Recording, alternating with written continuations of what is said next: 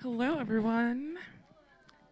Thanks for coming to Los Angeles Film School for the Q&A with RnBass founder Jay Main and independent artist Maurice Moore. You guys can come up.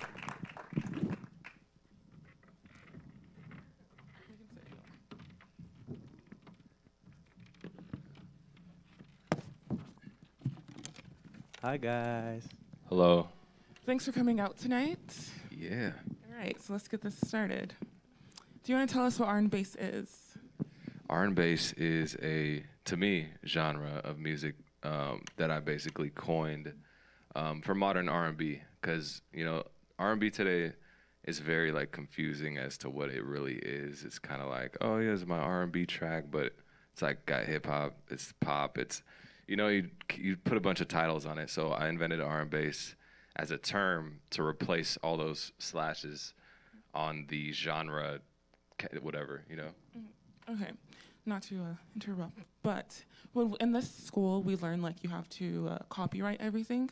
So when you came up with it, did you copyright it before you put it out, or did you put it out first? Sometimes like you just gotta do something, before you just make the whole plan of like copywriting and did it. So at first I didn't. I mean, you can't even copyright a word like that. You have to trademark it. It's like a different thing. So trademarking is like if someone tries to use your thing you invented, you have a trademark. So same kind of thing as copyright. But no, I didn't for like a year because I was confused as to like, what do I even copyright it as? Like just you can't copyright hip hop. Yeah. And so you have it trademarked now? I do. Yeah. Awesome. Good. Okay, so let's start. How did you guys meet? Jamin and I met at South by Southwest in 2000, was it 14? 14, I think, yeah. And that was when I really like kind of had made the decision to fully pursue my artistry career, coming from a football background, and finally transitioning into making music full time. That was my first South by. And J-Main, I saw him just wearing a big RnBass baseball cap, and I had recognized the brand RnBass. And yeah, we sort of just chopped it up. I walked up to him, and pretty much after that, we started working together pretty closely. He took like a personal investment in my career as co-manager, and we really just started building from there. But it happened at South by Southwest. He's missing a part of the story too. Like prior to South by Southwest, his manager sent me his song to post, and I thought the artist was dope. I was like, Maurice Moore, oh wow, this is really dope. And weirdly enough, at South by Southwest, I was huddled under like a store top on the street just because it was raining, and I look over, and then he's standing right next to me, which is crazy. I was like, oh whoa, you're that artist that I posted. That is crazy. So. All right, so can you tell me how you started RnBass, like the steps you did to start? Yeah, well, I first was like a record producer, so I was making beats. And one day in the studio, it was 2014, January 1st, just top of the year, I was just kind of like fed up with how the industry was, because just people, they steal your beats, they steal your lyrics sometimes, they steal your ideas, blah, blah, blah. So I was like, you know what, I'm just going to go home out of this studio session and really start this thing that I've been thinking of for years. I was thinking of RnBass for years. And it wasn't until that day in particular, I went home and started it by creating a SoundCloud account first. So what happened after the SoundCloud?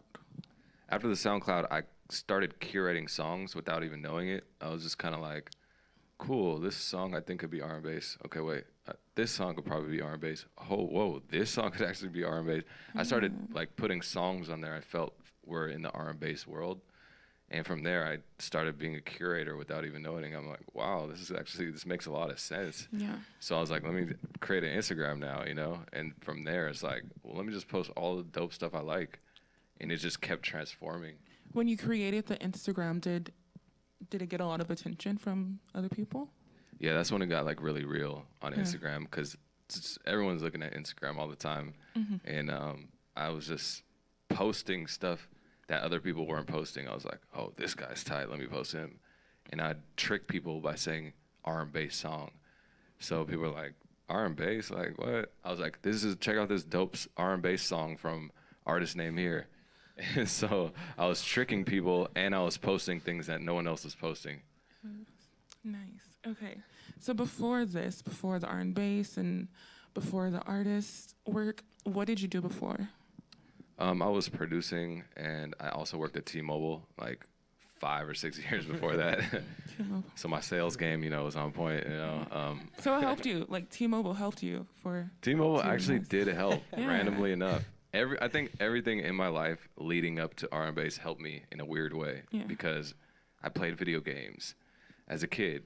Teamwork, you know what I mean? I made my own graphics for my team on video games, website graphics, played sports, teamwork, dedication. Like every little thing helped me to create RnBass, honestly. Okay. And what about you? I came from a football background, as I said a little bit earlier, and my primary passion, I would say my natural God-given talent was athletics. And I had always dabbled in music. I'd always, had a particular liking for it, but I never really actually decided, like, this is what I want to do with my life. Football, get good grades, go to school, train, and that was pretty much where I thought I was gonna go with everything, with my whole life. My fantasy and my dream was to play in the NFL until I got to my first year of college on scholarship, and that's really when I realized that music was something that spoke to me in a way that I was no longer getting out of football, which is a great piece of advice to anybody who might be doing something that they're not wholeheartedly passionate about, to be flexible. And if you decide, hey, I want to try this, everything is on the table. And for me, music was something that I had been working on, but just hadn't given my full attention. And so after my first semester of college, I dropped out. Yes, and which ended up being an amazing opportunity for me, because I was in school. I didn't hate it, but I felt like I was going against what my heart wanted me to do, which was create music.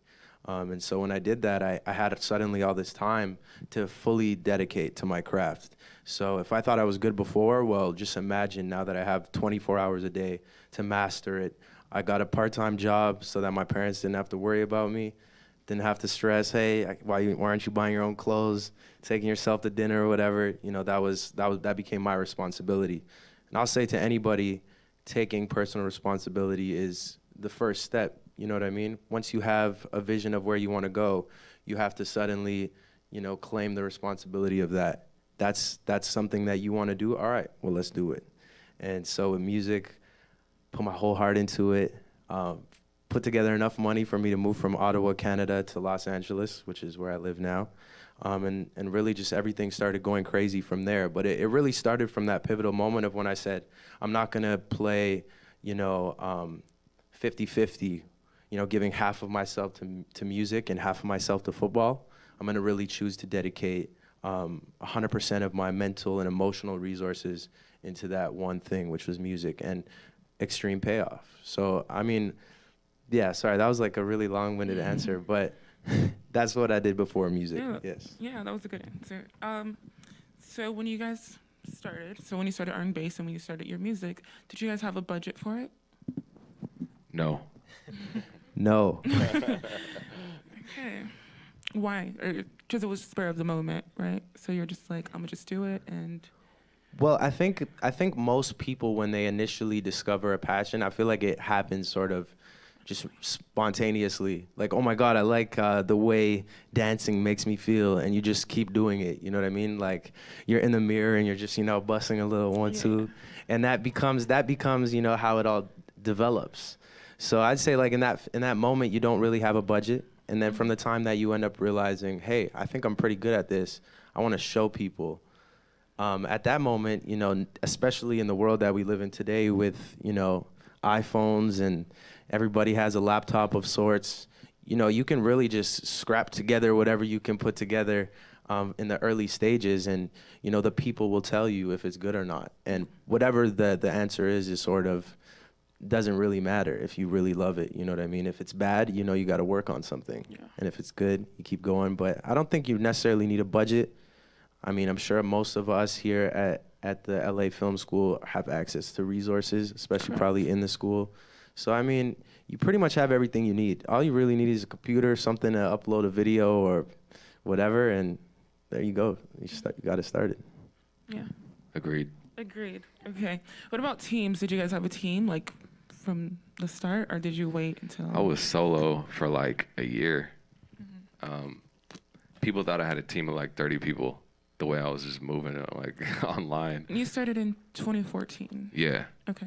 So all the way through the year, yeah, it was just me acting as like I had a team of 30 people. That's hilarious. Actually, we did that too. Me and my manager, who sort of discovered me around the same time that J-Main did. I was his first artist, and he had never managed a music artist before then. And I sort of went on a whim and just trusted him for his particular interests in everything and his level of professionalism.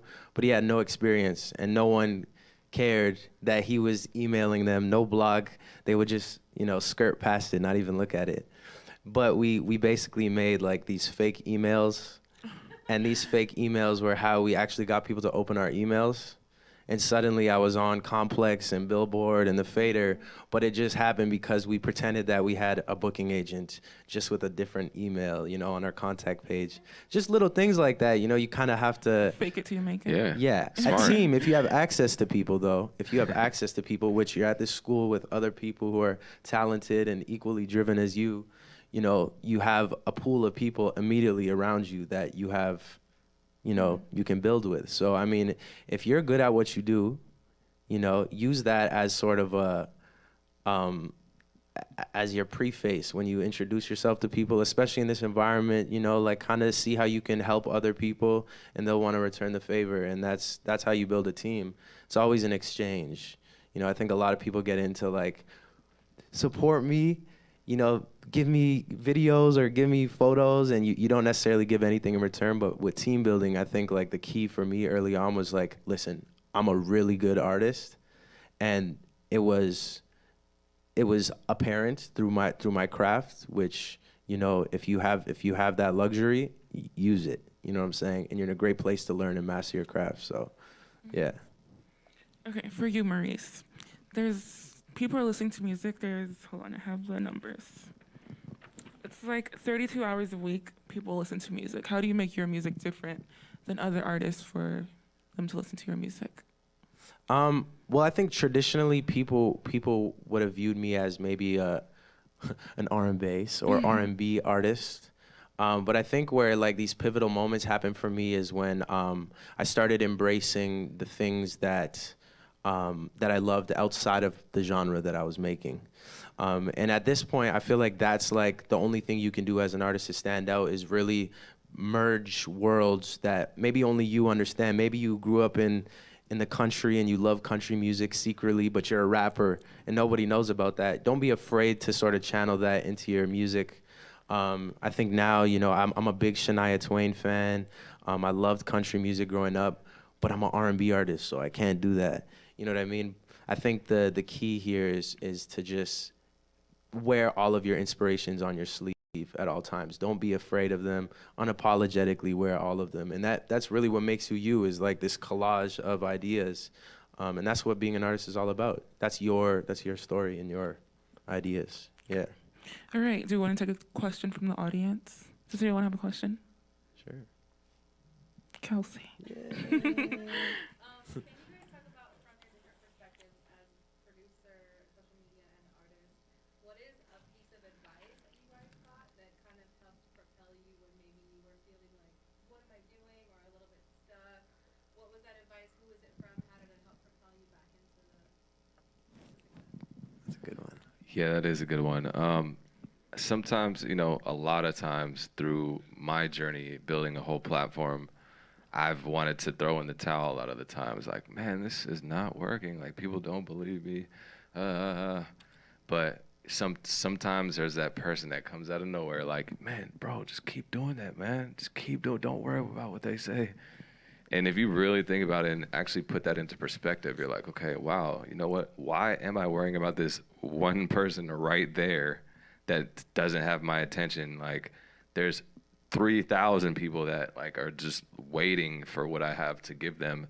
And it kind of just like let me just keep pushing. And then when I kept going, I found these little perks along the way of like, wow, this artist just like gave me this shout out. Wow, this person just like sent me this email, like a thank you email.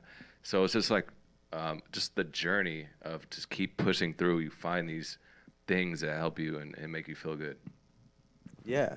I think for me, it was not as much like a singular advice from one person. I think there's just a couple books that I have read that sort of gave me an understanding of the world and the nature of how things work.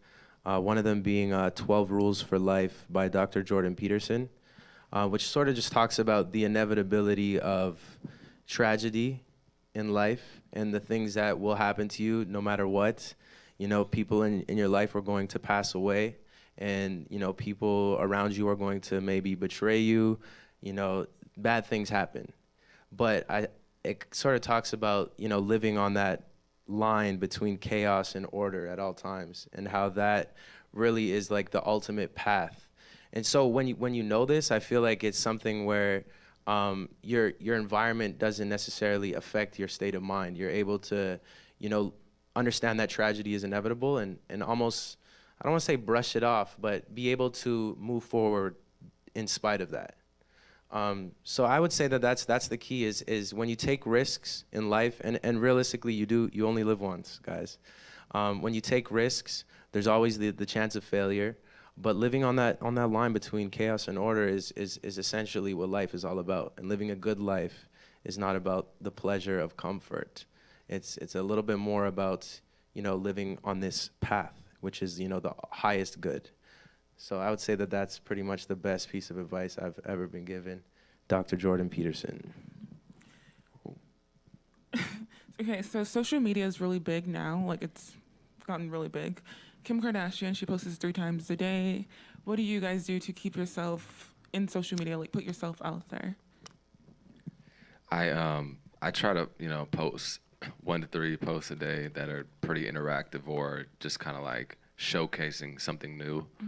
I mean, it's not really good to just post a post, like, oh man, let me just post something. Like, kind of make it worth the post in a sense, something that you're giving to your fan base and make it relevant to your fan base. I mean, Kim, she's just got such a huge following. It almost doesn't matter what she posts in a way. So if you have a smaller following than Kim Kardashian, you kind of have more of, not more eyes on you, but it's a little more pressure to put the right things to get to the higher level. So I'm pretty selective on what I post. It's definitely related with my platform. Mm-hmm. I think with social media, it starts with pretty much having a brand for yourself, knowing where it is that you want to take your page. So if it's your artist page, then this page is dedicated to your artistry. But what does that mean? Who are you as an artist? What is your identity? What do you stand for? Why should I care about you? There's millions of people making music. What is your story? So initially, when you're posting, everything that you post should be contributing to this story. If you're a outspoken, extroverted, just social butterfly, and you know how to talk to people, and you have a vibrant personality, maybe that would be easy for you to just put on display for people. Or if you're introverted and mysterious and you don't like to share a lot of details, tell that story, you know what I mean? Maybe make your branding more mysterious, leading to some type of allure, you know what I mean? Really decide a direction for your brand, and all your posting should just all be in line with that. But I will say the consistency of it really, again, depends on your brand. If you're somebody that, is getting most engagement on your content from controversial captions or controversial pictures, maybe you don't post every day. Maybe you space that out, so people are excited for the next thing. I don't think it's necessarily always about post, which can work as well. But again, it depends on your brand and how you want to be perceived by everybody. But it's always a choice. You have the freedom with consistency. Just make sure it tells the story that you want to be told. So, how has the music industry changed since you started and now? I know it's changed a lot. That is a hilarious question. That's the question of the year right there. the music industry changes every week. Honestly, I know that this is LA Recording School and there's classes for everything. The craziest thing is, by the time you graduate, the music industry is probably onto another level. I mean, it's like literally what I know and what I've known last week is different than what I know this week. It changes that dramatically. I remember like 2014, 2013. It was like a radio era. It's like, oh, we need to get our song on the radio. Man, let's make a radio banger. Come on, like, all right, let's get a budget for radio. Now it's like, yo, are we on that Spotify playlist? What about, is it on an Apple Music playlist? Like, all right, cool. Like, who's your publicist? So, man, I mean, and plus, even before that, it was like Lime Links, and now even YouTube. Like, people want to be on a big YouTube channel. So it's like, what the heck? The industry is like forever changing. Radio kind of doesn't matter anymore. It's like people's first thought is not to be on radio. People's first thought is, I want to be on a Spotify playlist, straight up, or on a platform like RnBass or a YouTube or whatever. Radio is like way on the back of people's minds. Definitely. Perhaps the question could maybe be altered to what do you do about the changes that have taken place? I think like everyone probably knows that music even 10 years ago was drastically different. The way that people consumed the content was different. But I think ultimately what you can do, knowing that, you know, these playlists are now like the new valuable radio type resource, and knowing that SoundCloud and Instagram influencers now have, you know, just as much influence as, you know, a big television network. I think the secret now is pretty much just being on the platforms that you know your audience is going to be, you know, chilling at. So if you're you know, target audience is, you know, young women 18 to 24, then, you know, find that niche and just keep hitting it, because, you know, they're probably going to like your stuff. You just got to make sure it gets to them. So find these resources, find these Instagram pages that are relevant to your content, you know, reach out, and trust me, you're going to get a lot of no's. So you better, you know, make sure that you're even going for people that maybe have less than 10,000 followers, maybe 5,000 followers, because, you know, that's 5,000 followers that could maybe be your fans too. And it adds up over time. It compiles compounded interest. And it's pretty much exponential as you grow, because, you know, you're going to hear my music and you're going to love it. And then you're going to tell your friend, and then it just becomes this bubble. So with social media, know who you're trying to reach, and then do your research. You know, because artists today need to be entrepreneurial. Do your research on all these platforms, and, you know, reach out and keep doing it on a regular basis. Yeah, like he said, that's a marketing 101. You just put the product in front of the same people every time, and eventually they'll be waiting for your product. You can't just be like, here's my song, you post it, you post it, you post it over there. Next song, all right, you post it. It just makes no sense. You're not hitting the same people. It's, you know, I feel like even blogs are a thing of the past. Like if your song's on a blog, it almost doesn't even matter. I mean, yeah, because it's not going to you basically. It's like on their website, one click, and then they bounce off of the website. As to if they stream it directly on Spotify, they're click and play. They're going directly to your profile, to your, you know what I'm saying? Yeah. So it's very different. Yeah, like 2 years ago, maybe even 3, everyone wanted to be on blogs. Like, post a song on the blog, post it on the blog. Yeah. Now it doesn't even matter to be on a blog. Well, I think it depends. I think like tradition is very hard to change. I think there's certain things in pop culture that traditionally just don't really evolve that much over time. I think there's certain platforms that still matter, but like you guys are saying, it's not really like the end-all be-all anymore. There's a very limited amount of blogs that can actually benefit you.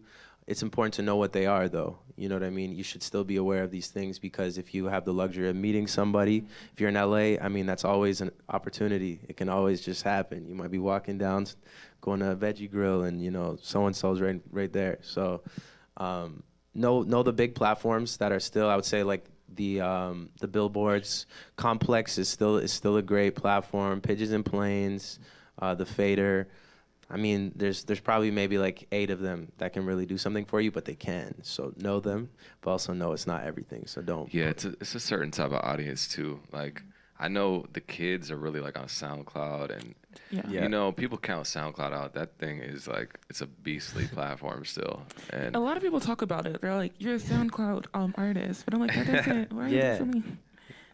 Most of the artists on the radio were SoundCloud artists and still are SoundCloud artists. That's So how I a lot mean, of people get famous nowadays. I because think of that SoundCloud. it gets a bad Man. rap because you Yeah. know not every artist on SoundCloud is good.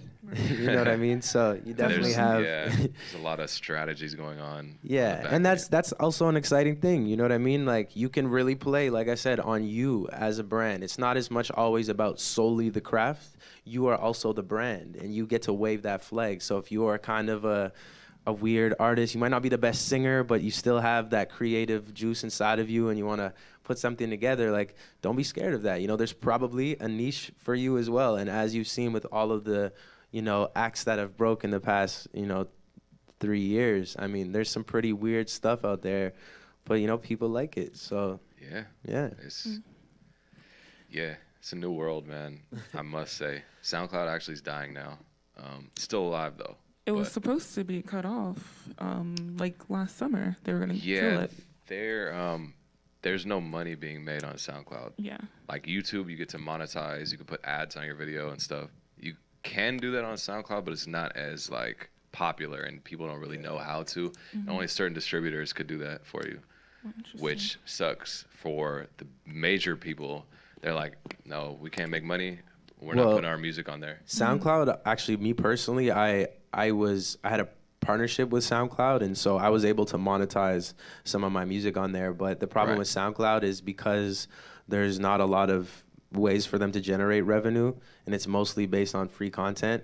You know, even the stuff that you're making from it is, you can have millions of plays, and it's literally like nothing worth getting. So a lot of artists are actually moving away from SoundCloud and sticking to these monetizable platforms like Spotify and Apple Music, because they can actually put money in your pocket. And for an independent artist like myself, you know, it's those platforms that allow me to move from Canada to Los Angeles and allow me to, you know, support myself solely off my music. So these platforms are very important, and I think they're starting to evolve a little bit to be more lucrative for the artists as well. A lot of policies, because this is again, as we were talking about before, with how much the music industry has evolved. Like, we've never had these platforms before, so a lot of the policy is still, you know, in the process of being made, and it's, you know, it's moving towards the artists, you know, being more successful financially. So yeah, those are the platforms. I hope they do something about that.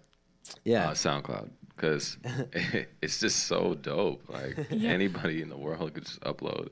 Yeah, I really like SoundCloud. That's where I found a lot of new music at. I think I found the RnBass See, playlist there.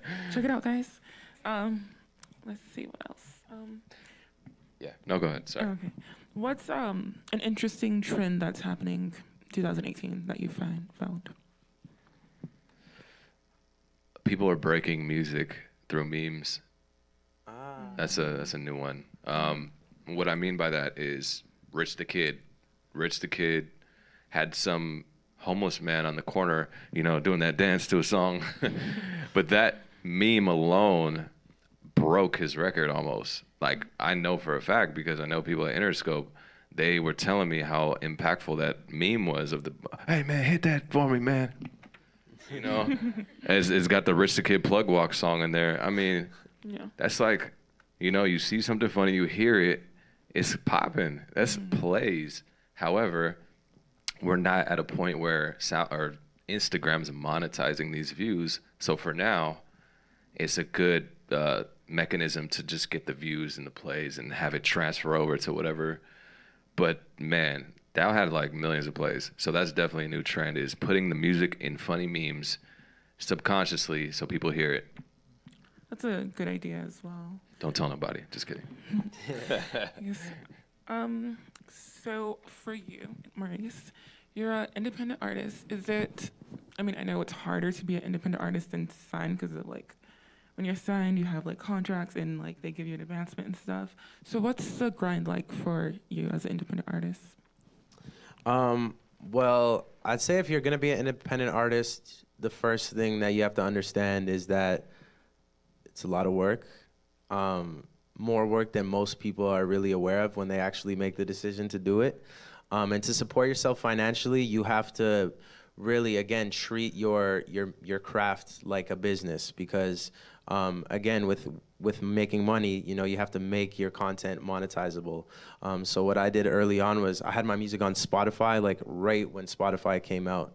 And before I even was like checking the plays, I remember going back to my Spotify profile and saying, "Oh my God, I have like 500,000 plays on this song. This is so random. I didn't even know." And so I had all this money just chilling in my Spotify account. And that was like an exciting realization. I'm like, wow, like I'm actually making money doing this. So make sure your music is on these platforms that you can monetize.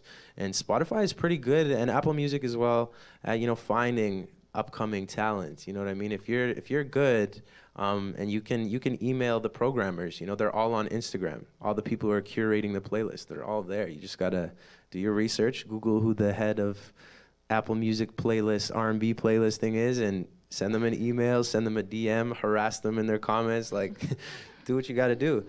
Is that what you did? That's what I did, and it worked. And it worked, and it got me flown out across the country when I was 16.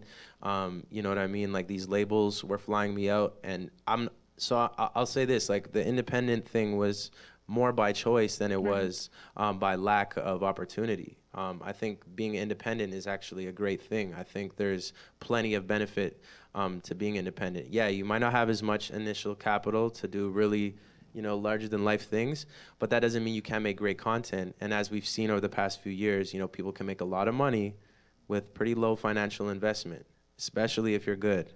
So that means you should be working on your craft religiously.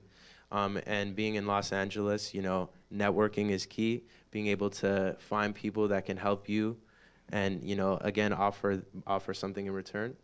For me, I did a lot of brands would send me clothes, and I would just post pictures of them on my Snapchat, and I get free clothes out of it, and all of a sudden I look cool in my videos. How did you contact the brands, or did they contact you? Vice versa. As you grow, you know, brands are gonna reach out to you, obviously. But in the beginning, I would just find like some smaller clothing brands, and sometimes I would find them just, you know, they might have ads on Instagram. Sometimes you're scrolling through Instagram, you'll see an ad, and I'll be like, huh, click that, send them a DM. And if they, you know, like what I'm doing, if my branding is good when they go and see it, then maybe they'll be, you know, maybe they'll want to work with you. So There's also like other strategies along the way that we've implemented. yeah. You remember? Yeah, the whole Kehlani thing. Ah, yes. Yes. I mean, I'll just chime in. Like we kind of together got him aligned with Kehlani. I don't know if you guys know who Kehlani is. She has her Tsunami Mob brand, which is like her, not a label, but it's like her squad, I would say. And I just knew one day sitting at dinner, I'm like, if we align Maurice with Kehlani somehow, and he's in that team, he'll go crazy, you know? So I was like, yo, do a song about Kehlani, man. He thought I was crazy. I'm like, bro, just try it. Just do a song about her, and I'm gonna use my platform as leverage to have her see it, because I know how to like tag it and like blast it. Yeah, well, because J-May knew I would always talk about Kehlani, because Kehlani was and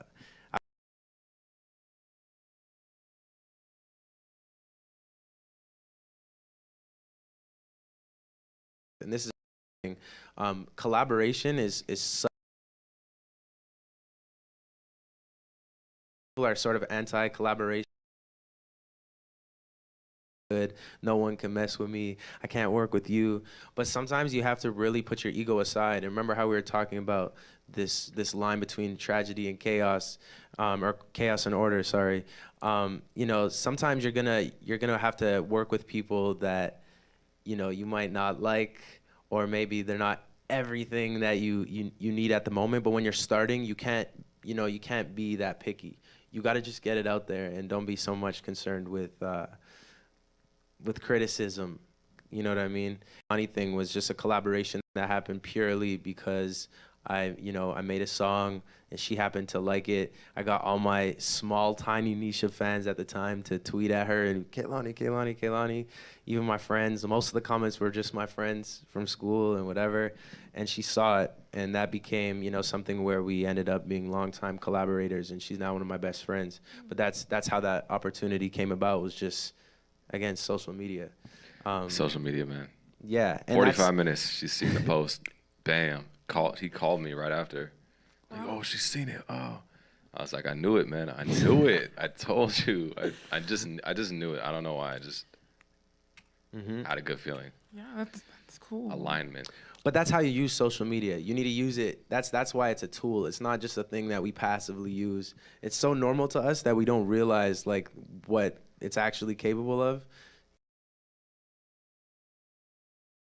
Making beats on Instagram, but he's really scrolling through his phone. They don't have that many DMs, trust me. Even Ty Dolla $ign posted a screenshot of his like timeline. He only had like 9 DMs in there. Like, come on. Yeah. People, they see this. And social media, reach out to the people that you want to work with. Don't be scared, just do it. When you're an independent artist, you don't have, the fat paycheck to throw around at people necessarily, especially early on. Like, hey, work with me, here's $1,000. Maybe it's, hey, work with me, I'm really good. I don't have much popping right now. I'm really good, listen to my stuff. If you like it, let me know how I can be a part. If you're working on anything I love, for me, it was songwriting. I would go in as a writer and write for other people. And, now the producer that I was writing with now wants to work with me on my music as well. And that's sort of how I started building these relationships and connections, and they all, one thing leads to another, just sort of boils over time. But yeah. So using social media for artists is, I'm not gonna say easy, but you like post your song and like you use it like as a tool. But like if you're on the business side of it, like how would you suggest to use social media? On the business side. Because I mean, we're not making music, so you know what I mean? So like, should we post the songs of the artists we're working with, or what would you suggest? So like from an aspect of like, what do you mean exactly? Because you're a businessman, you're Sure. the founder of RnBass. What do you post on your Instagram to get people's attention? I mean, I know. Yeah, I personally post like songs I think are really hot that match my brand. It's really been an evolution, to be honest, because at the beginning stages of my Instagram, I had 0 to 10,000 followers. During that time, it's a little more lenient to be able to post these super new people, these super new things. And then from 10,000 to 30,000, now it's like, okay, I can't just post this guy just cause now.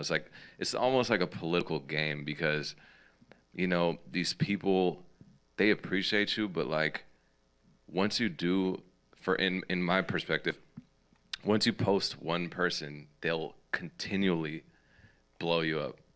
Now, I don't want to play favoritism and post a artist every week. There's like millions of artists, so I have to kind of like select who I pick, who has their own wave going on, who has something going on, who did something dope. It's so many levels to it. And now 40,000 to 60,000, I can't move like I did when I had 0 to 10,000. It's just political. It's crazy. Yeah, with businesses, depending on what your brand is, like depending on what it is that you're actually selling to people, or whatever your whole concept for your business is, I'd say that the ultimate tool is just using sort of engagement tactics. Some of those things could be, offering an incentive to comment on your post or follow you. Maybe you're doing a giveaway of your product. Maybe it's at merchandise or watches or whatever. Sort of give people incentive to actually engage with your content, and maybe ask a question, hey, let me know which one you like in the comments. And suddenly you have, 30 comments and you used to have 0. Just finding ways to get people engaged with the content that you post. Also, again, take very much a lot of peculiar attention to the aesthetic of things. I think people like when there's a general theme or vibe to your page.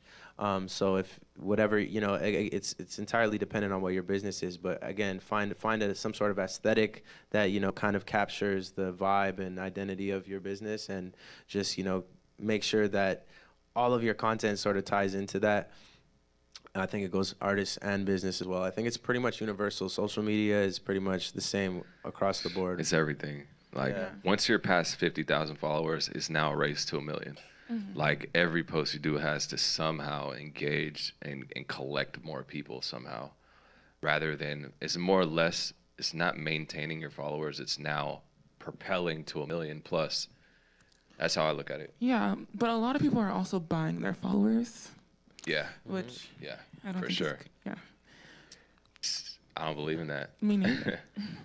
I'm gonna be honest with you guys. When I first started, I definitely had fake followers. I'm just fine. And no, I think it actually personally, I'll say that I think it helps me because, again, we live in this world where it's normal to have 10,000 followers. And when I first started, I didn't have 10,000 followers. I had 500 followers.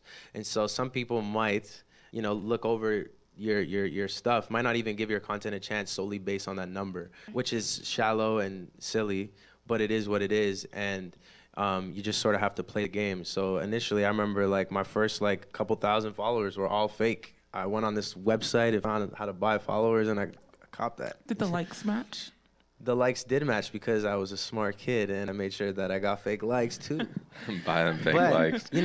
but what I'll say is now my engagement is very much organic. But for me to get to that point, I did have to fake it a little bit.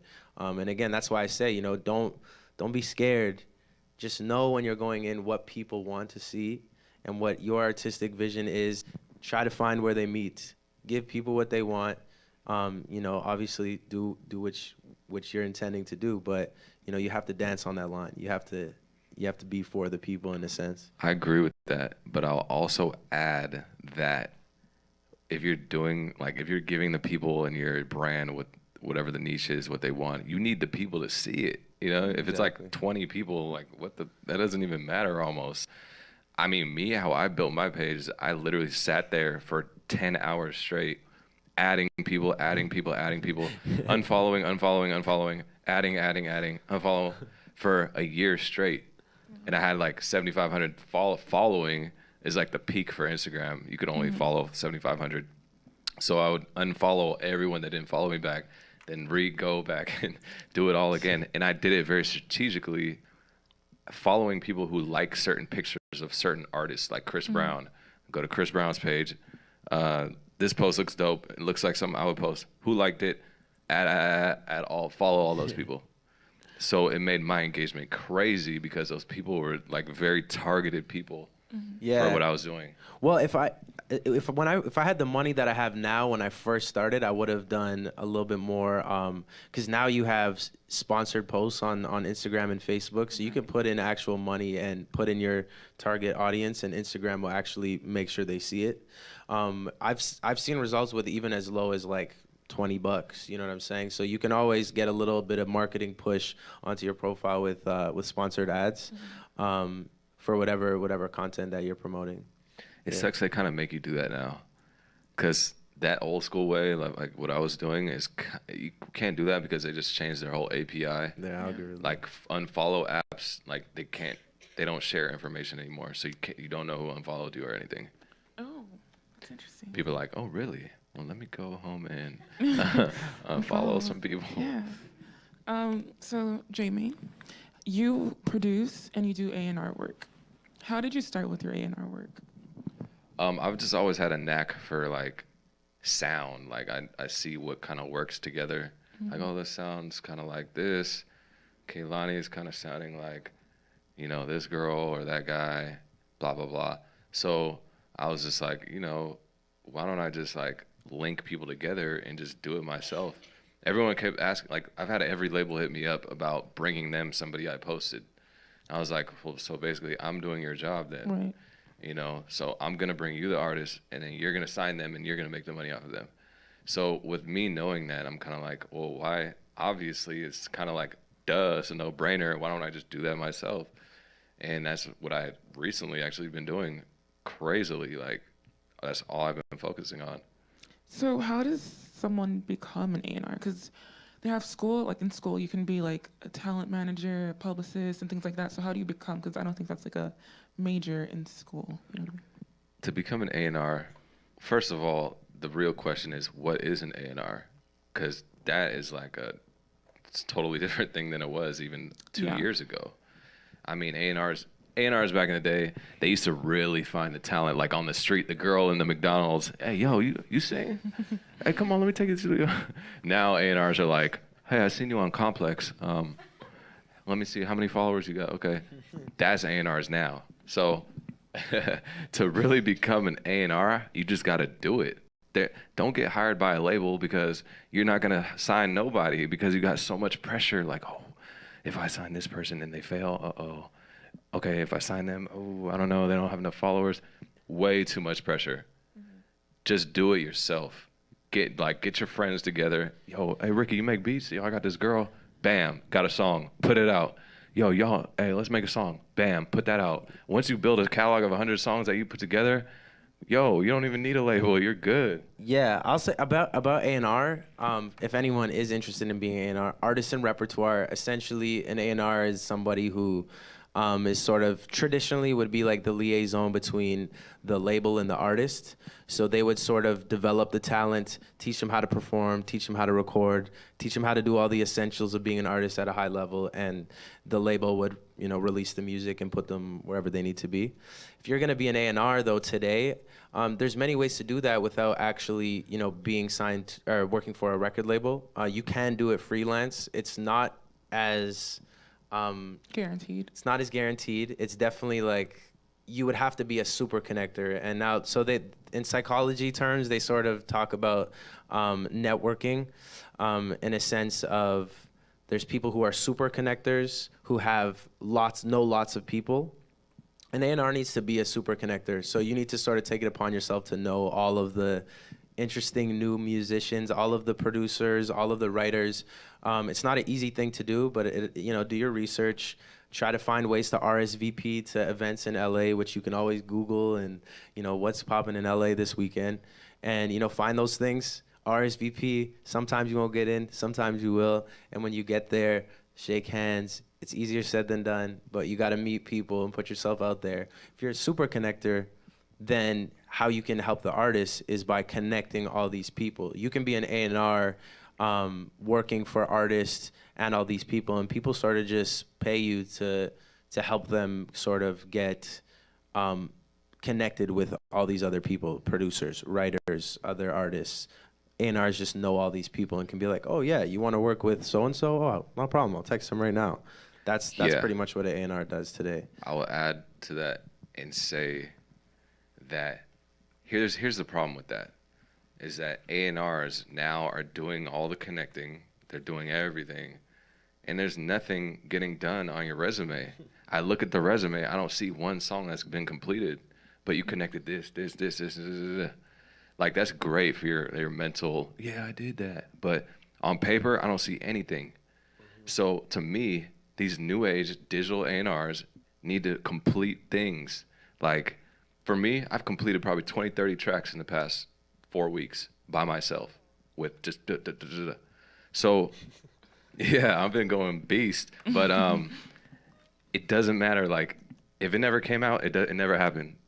In 200 years, when we're all dead, if it's not out, it never happened. It's like Snapchat, never happened. So if I want to look on your Wikipedia page and see all the stuff, completed this song put together, this song. If I look on there as nothing, you don't even have a Wikipedia, it never happened. I don't care what. It's like, it is what it is. It's a cold truth. But complete things. If you're gonna put your boy that produces with an artist and they do a song, that thing is coming out straight up. Like, yo, song's done. All right, hey, mix it real quick. Okay, cool. All right, I've already distributed it. Like, wait, what? Distribute that thing right away. Put it out. Splits and all that other stuff, just do it later. You got to start. Because people get all wrapped up in all the plans. Like, all right, whoa.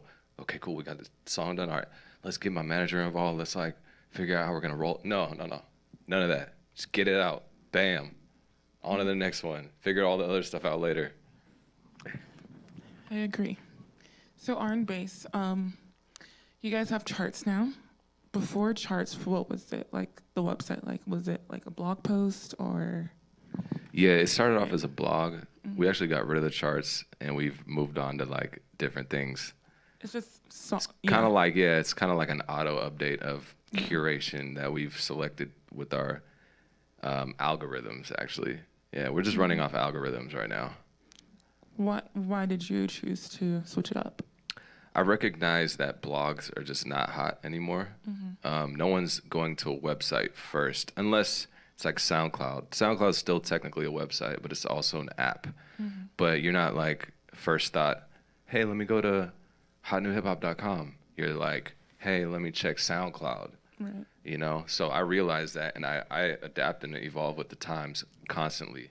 I even realized that websites just aren't hot no more. So my main focus is even different than it was 3 weeks ago. So are you looking to create an app for? No. No. No. When you do things like that, you're competing with people that have billions of dollars. Do I have billions of dollars? No. Do I'm trying to compete with Spotify? Not really. They're gonna beat me. Like, Apple Music is going to beat me, 100%. But with me knowing that, I'm able to wiggle around different ways to like kill it still. Nice. So rebranding, we can talk about branding. How did you, from the beginning to now, how have you changed how you put music out and all of that? Yeah, well, as I was saying earlier, I was saying how important it is to build a brand. But once you have that brand, and you're evolving as a person, your brand is bound to change over time. So I think the key with branding is that you should aim for it to be authentic to who you are, authentic to your craft and your ideas. I think it's easier to sell something that way. It's easier to sell your personality as it is, because you don't have to make anything up. You know what I mean? It's just all you. So I mean, naturally, when I first started, when I was younger, I loved like really, colorful things. I was wearing like pink clothes. I had like the strawberry as like my logo, and all these things that really I felt like represented who I was at the time. And when I was 17, 18, that was really cool. I was like this cool kid. I had the cool colors. Everyone liked it. But I'm 21 now, and so my thing was like, how do I help the people who have been my fans for all these years? They're used to seeing something, in that state. How do I get them to buy into who I am now? And I think with the rebrand, it was just finding ways to put that on display. I went from having like super long puffy hair to I tamed the beast a little bit. I started changing the way that I dressed a little bit to reflect my new masculine 21-year-old man self. And I think that with branding, it's important that you evolve over time. I think people have a way of sort of, once they got something figured out, they kind of dispose of it, which sucks. But I think that's why it's important that we evolve, and we're growing as well. So if you're a product, make sure it's getting better over time. You can't have the same iPhone that you had, in 2010, it's 2018 now. The phone has to get better over time. So treat your brand like that as well. It's got to always be evolving and growing. Make sure your branding always reflects that. Do you have any branding tips to give? Yeah, just be you, be unique and transform with the times of kind of like seeing what's out there and manipulating your brand to kind of reflect you, but reflect what's relevant at the same time. Like the whole dark, don't show yourself thing was like very 2015 or 16, maybe that might not work now. Just, knowing who you really are, honestly. Yeah. So how does one get their music on RnBass? Be dope as hell. Be dope. Nah, I mean, yeah, it's just got to be super, super dope. So not everyone could submit. Anybody could submit for sure. But it's not going to be. Yeah, we're getting a little more picky-wise because we're actually creating our own content now at the same time. But yeah, if it's super dope and undeniable, then of course we're going to post it up. Has to be melodic, of course. It's R&Bass, not rap and bass, So, yeah, that's pretty much all we look for is dopeness. Okay. Does anyone have questions in the audience? Go ahead.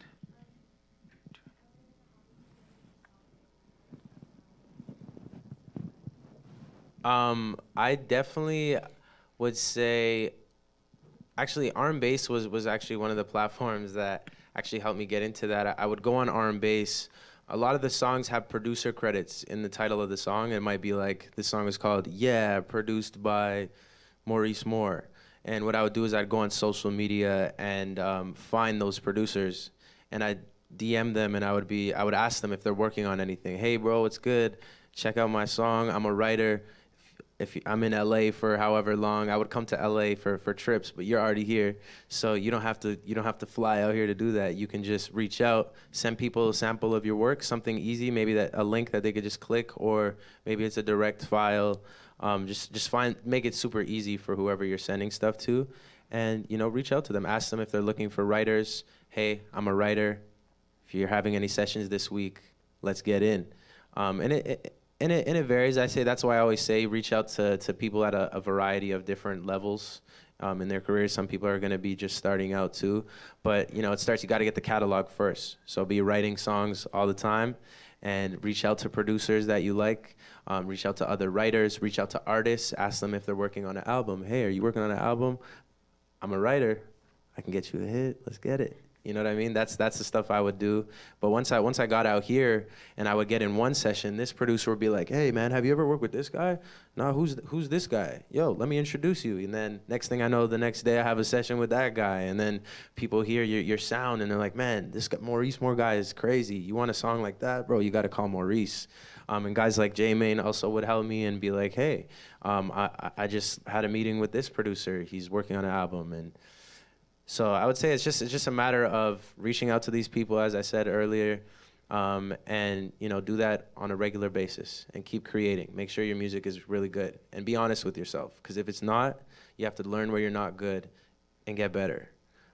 So that's yeah. You're welcome. Any other questions? Yes. First, when did you realize that you wanted to do music? Like the first time ever. What was the first thing that you wanted to do when you thought that you wanted to do music?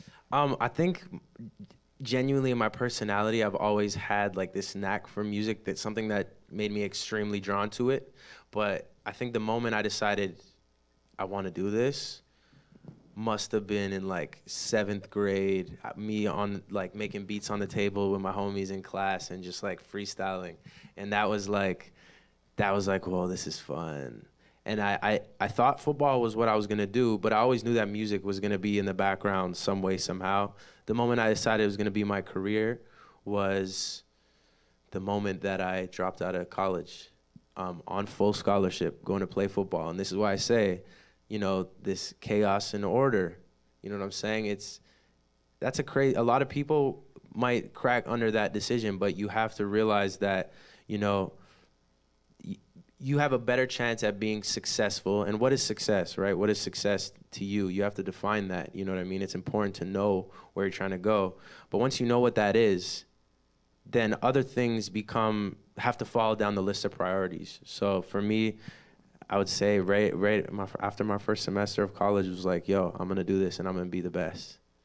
And that's the path that I'm on right now. And I'm just, every day, I'm trying to find ways to write a better song, trying to find ways to improve my voice, trying to find ways to get better at what I'm doing and understand things more. And I'm reading. So, it's very much just, it was in that process of starting my first semester of college and realizing music is really what I want to do. I got to do it. Yeah. Okay. We're gonna do a raffle really quick. You guys can pick. There's gonna be 3 prizes, guys.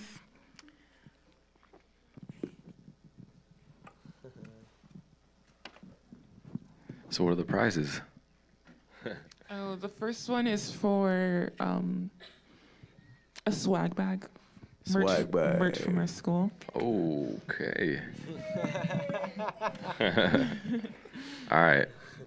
I got the winner right here. It is 6. You want me to read it or you? No, go ahead. 650 057. What is it? 650 057. Yay. There he is. Woo. All right, and then you can pick the next one.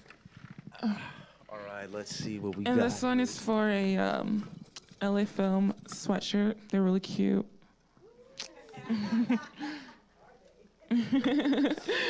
The winner is 650048. Yay. Hey. They're gonna bring it Yeah. out right now. And we got one last one. You guys, I don't know, someone. Oh, I put her can pick back it. in. My bad. Oh, Oh, no, that's not how you do it. party Just foul. pick another one. You know, I'm not even gonna No, try to find it. you can pick one for the last one. It's gonna be a Walgreens gift card. Oh, really? Should have entered I myself. want that. Walgreens has everything. That's right. 650051. Oh, wow. Yeah. Woo. Okay, that's it. Nice. Okay, so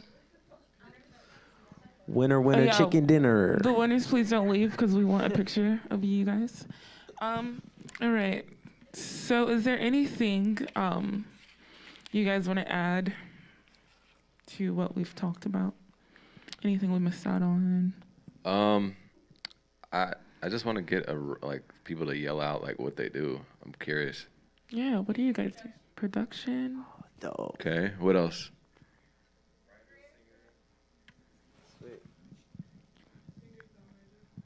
Yell it out. Yell it out. What else? Nice. Okay, so we got a little bit.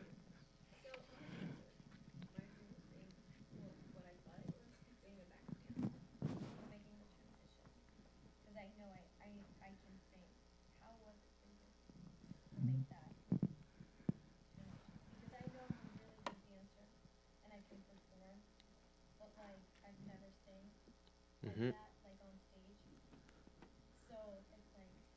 Yeah. Yeah. To be honest with you, I never took formal vocal lessons. I don't think that's necessary.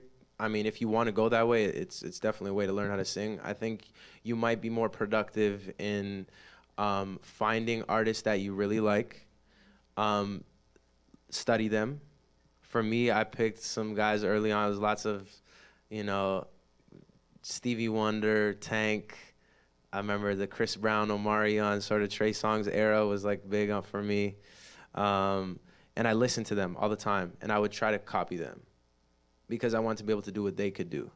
I didn't know that I was doing this, but what became of that was sort of like, I felt like I had like the Chris Brown palette. So if I wanted to do something Chris Brown-esque, I now have that in my toolkit because I've literally replicated his style. And now I move on to somebody else. And it was, for me, that was, the Tank. And that taught me certain ways of approaching melody.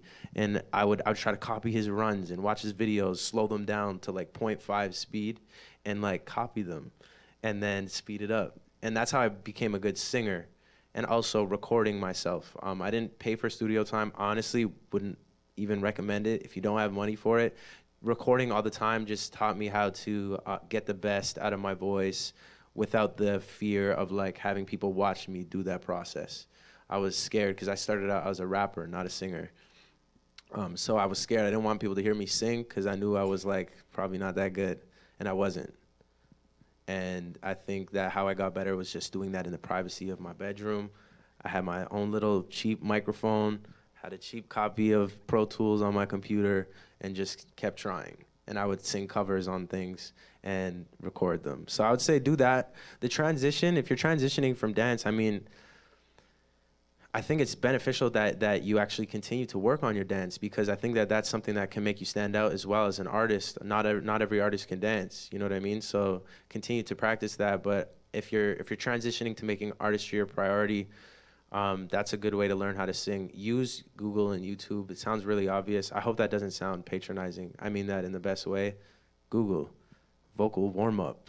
I would like go on and find out how to do a vocal warm-up on YouTube, and that taught me how to do it, So these are like little things that you can do, and they compound over time, All those hours you spent warming up your voice, well, now it's just suddenly part of your routine. This is what I do.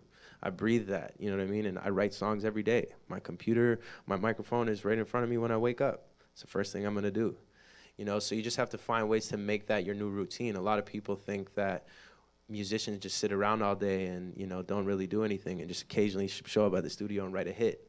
No, like there's hundreds of songs being written, and maybe 5 of them are good. You know what I mean? But that's why you have to really put in the time, put in the hours, and those little self-help things, going on YouTube, watching those guys, finding singers that you like, be able to replicate their style, be able to, you know, that breathy tone that he's doing when he sings like that versus that super clear tone that's up here, you know, learn how to do that. And that's what mimicking these artists does, is it teaches you how to use different registers in your voice. It took me a long time. Like, I would spend hours. I could never sing falsetto when I first started. I would always crack every time I try to go into my falsetto. And then one day, it just, like, started being easier. I just remember, like, trying, and one day it was like, oh, this is coming out. So just consistency. Stay consistent and make sure you're actually giving something to show for by creating things in the process. And whatever you think is dope, play it for a couple people, get some honest opinions, and if it's good enough, put it out. Yeah. Yes.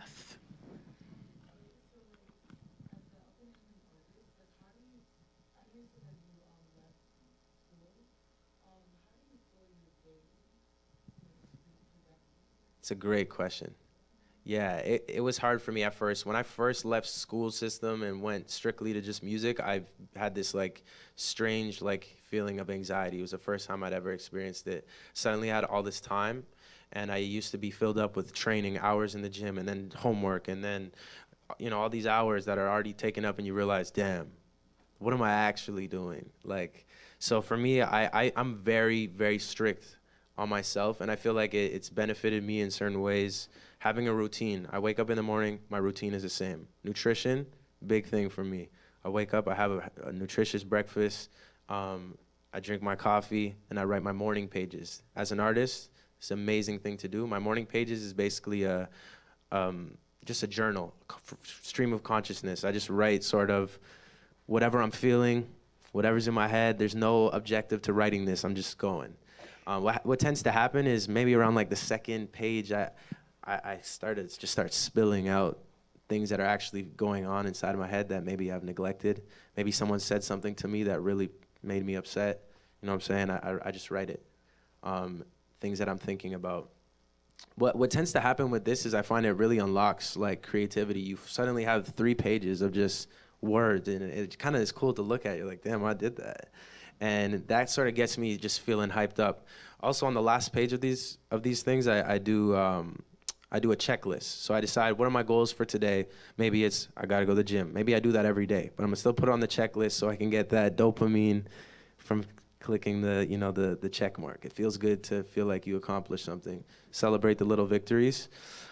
Try to fill it up with things that you know are going to be conducive to your goals. So if you're trying to get a Billboard #1 this year, well, you have to understand like how do I get there, and reverse engineer that and make sure your schedule is actually directing you towards that. So for me, I'd make sure I'm in the studio for at least 4 hours a day. Before it was way more, but I feel like I've gotten to a point with my writing where I just need 4 hours and I can come out with a great song. So if you need more time than that, 8 hours. Maybe you got to do 10-hour days. And being an artist, again, it's a job, and a lot of people don't realize how much work it is. But I dedicate about 4 hours. I'm in the gym as well for another hour and a half every day. That's something that helps me feel creative, helps me feel productive. I definitely look over a lot of my analytics frequently of all my social media. So actually, there's platforms that allow you to see sort of how many followers you got today and how many streams I had on this song today. If you're on Spotify, you can look up Spotify for artists, and I can sort of see where my fans are at, see who's listening to my music. It's good insight. I think as an independent artist, that's one thing that I never, a lot of people don't think to actually fill that in their day. Like, take time to look over where you are, because then oh, snap, maybe I need to work on this aspect of my brand because my streams aren't high enough. Find ways to monetize through those analytics. One that I just started really learning since I've been here has been networking. And I would say I'm like a introverted extrovert, or extroverted introvert, sorry. I feel like I can kind of perform for people, but I feel like I gain my energy most when I'm like just alone, chilling, reading a book or something. But I think I had to really challenge myself to go to like these industry parties. And I try to like RSVP to them. Like I said, I still do that. You know what I mean? I think it's something that like people don't realize that's part of the job description is like knowing people and like going to cool things. That's sorry, not to interrupt you. That's how I met Jamie. I don't know if you remember, but he had an RnBass. It was at the parlor, and I went, and then I met him. It was like my first time seeing him, and then I followed him on Instagram. He followed back. Shout out to you for following back. And then from then I did something cool with him, Powerhouse with him, which is amazing. Thank you. And then we're here today. So going to the events, industry events, are so important. So important. Yeah, network. Yeah. But Yeah. And make it part of your routine. So sorry, I went on a tangent there. I tend to do that. I'm sorry. But pretty much the point of what I'm saying is create a routine. I pretty much do the same exact thing every day. It makes it so easy because I don't have to think about, oh, what am I gonna do today? I don't have to worry about being productive. It's already built into my day. I also built in time for pure exploration. Maybe I'll just go to that random coffee shop that down the street that I've never been to, or go hang out with a friend. Like, this is being in a creative field. You have to find ways to constantly be fueling that creativity. So for me, that's part of the job as well. It's not always being in the studio. I don't want to be in the studio all day. I feel claustrophobic. I want to create and get the hell out. You know what I mean? There's other things that are equally important to being an artist, which is feeding that inner artist with experiences and with interesting, meaningful relationships and doing fun, cool stuff. So build a schedule and stick to it. Fill it up with all those things: social gatherings, studio time, maybe reading that book that you've neglected for a long time. Maybe it'll teach you something that unlocks that new hit that you would have written otherwise. So to see the world, you have to change your perspective to more like everything that you do is an opportunity to make you a better artist. Once you're viewing everything in your life that way, it becomes easier to pick and choose the things that will be conducive to developing that. Yeah. Were you gonna say something? I was just gonna say the networking thing is a big thing. A lot of people go to networking events here in LA and they don't really maximize the room. I guess you would say. Yeah. I feel like everybody in LA is doing something, and we all pass each other on the street. And at these events, like you go to the event, you're standing there, not talking to nobody. Why did you even go? You know, this event is made for you to meet people, to do something. And I feel like It's hard though. It is hard. I won't even front, guys. It's hard, but definitely try. You got to try. Like when you go out there, like I find like you should hang around the bars. The bars is usually where people are like just getting loose. Yeah. And for me, I didn't start drinking. I'm 21 now. I had my first drink like less than 6 months ago. Like you ever. drink now? Yeah.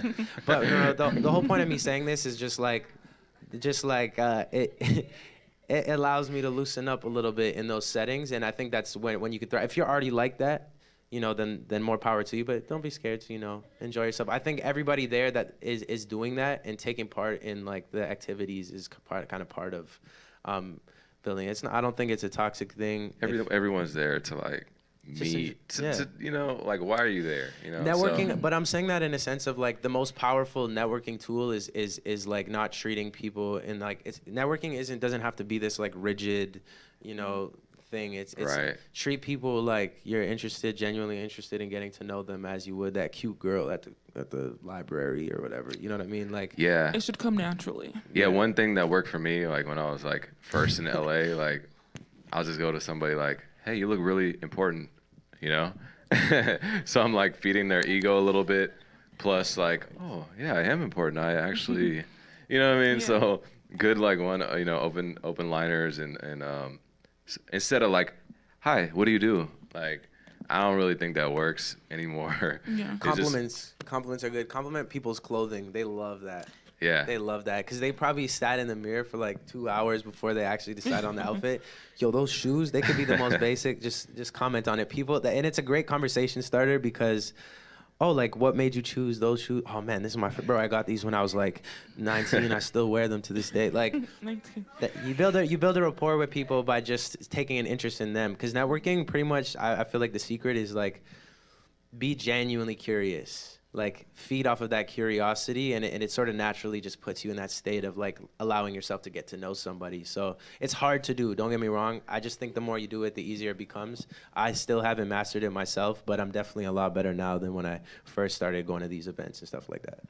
Yeah, and I'll add that like you should build with the people that are kind of like in your vicinity, rather than always trying to shoot up to like collabing with some known director or some known dancer. Like, oh, they get millions of, I want to dance with them or I want to sing with them. Honestly, you'll get there. Like, you'll build your own wave and you'll just take it there yourself. I always wanted to do bigger things. Like, man, I want to throw the biggest concert. Like, da da da. It's not really about that. It's about me containing what I have and building off of that, and making it bigger and making it its own thing to where it will be that. So you might not be the hottest thing ever right now, but if you just keep cultivating and growing and building your team, it'll be crazy. I guarantee you, 100%. Create your own wave. Facts. All right. So, any more questions from the audience? Oh, two. You can go first, and then we'll take yours. I produce, yeah.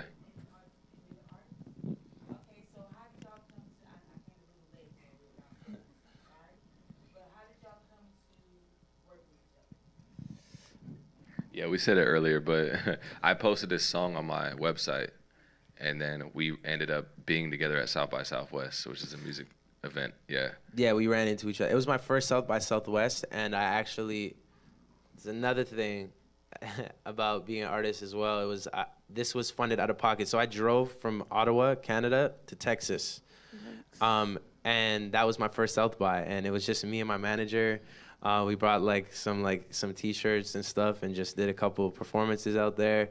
To be honest, I don't know if it was worth the money, but I met this guy, which ended up becoming the most wonderful connection. And he honestly really helped develop me as an artist and helped me, sort of get my feet wet in LA when I was first making trips out here. So, yeah. We've made some crazy things happen together. I will not lie. I mean, we didn't even tell you guys, like, the whole, like, Tsunami Mob Kehlani journey.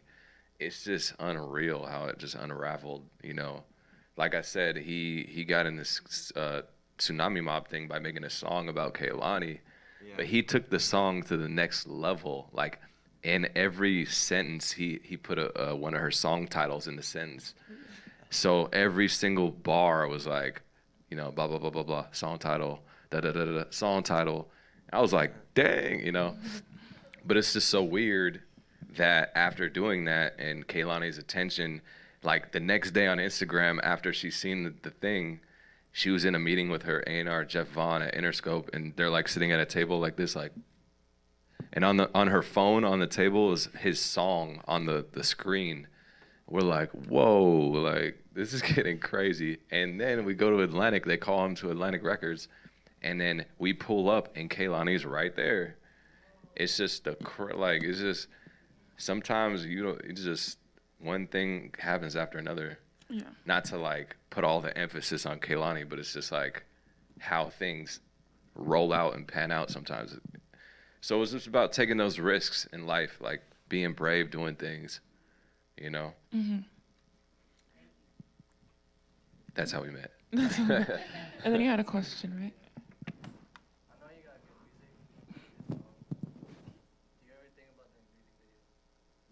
Yes. You have some, right? I have some music videos out right now. Music videos are like such an exciting part about branding. I got lucky, and when I first moved out here, the guy who did my most recent video, him and I just ended up developing this great friendship, and now he's my roommate. So we actually make videos on a constant, regular basis, which is exciting. But yeah, it's a great part of the brand. I think it's a very powerful tool. I think people still love great music videos. Yeah. All right, so the last, go ahead.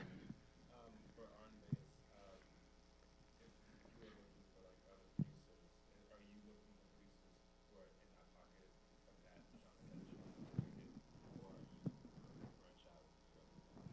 I'm sticking to like being that guy, the melodic guy, just because there's other people that are pros in those other areas of like rap and country and dance. I'm gonna be the pro at melodic music. So yeah, I'm always looking for dope production that's unique and banging and just super dope. Yeah.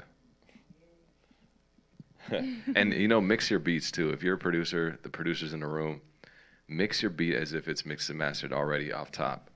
Don't send demos with like no plugins on there. For the engineers and producers and everybody that does the music, please mix and master it already, right away, because it's just like it's that ear candy when you hear it nice and EQ'd and compressed already. It's like, ooh, this is. But people get demo-itis. If you don't know what demo-itis is, it's when you hear your song rough, the rough version, and then you mix it, and you're like, oh, I don't like that, man. But do it like the rough version. I'm the worst with that. Oh I'm the my worst. gosh. The demo-itis is serious. It's actually a phenomenon, to be honest, because of, like, your ear is trained to hear this same frequency wave, and you don't like the better version. You know, you like this rough, the drum ain't even hidden. You get the drum knocking, and you're like, I don't like that. So yeah, mix and master engineers, mix and master the rough versions, and producers already. All right. So before we leave, can you tell them where to contact you or find you on social medias? Like your Instagram handle, Twitter handle, things like that. Phone number. Your social security number, all that. Okay, me first. All right. Yeah. At it's JMain, just spelled like that, but it's ITS JMain on Instagram, and RnBass. Just search RnBass on YouTube, any platform. You'll definitely find a lot of dope melodic music. You guys, I'm Maurice Moore. So if you want to Google me, Maurice Moore. But also on Instagram, it's Maurice_XIII. And it's the same thing on Twitter. And on YouTube, it's just Maurice Moore Music. Yeah. Thank you guys for coming out, and thank you guys for Thank coming. you for We having also us have so much. gifts for Thank you you. guys as well.